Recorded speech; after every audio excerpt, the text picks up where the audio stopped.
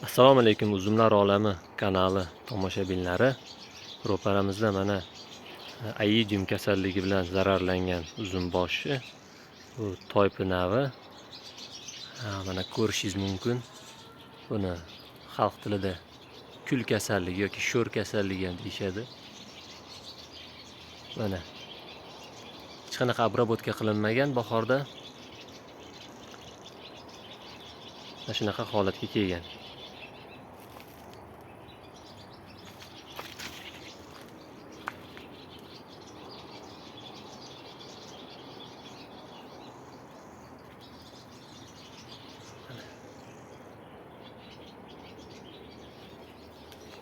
Mana bular yaqqol zararlanib tamom bo'lgan uzum boshlari. Bu yoqda yana boshqasi.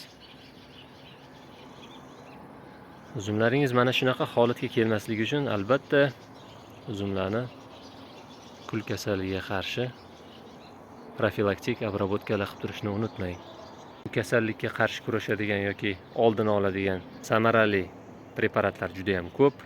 Ular bo'lishi mumkin: Tapas, Falcon, Quadris, Ridamil Gold, Falicur, Tapsin M, Thanos kabi preparatlar uzumlarni kasalligini kelib chiqishini oldini oladi va zararlangan uzum boshlarini mana shunday holatda qotirib qo'yadi.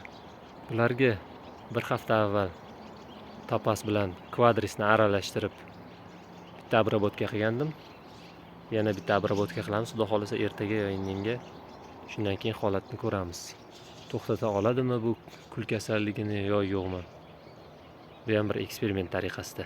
Keyingi videolarda ko'rishguncha xayr, salomat bo'ling.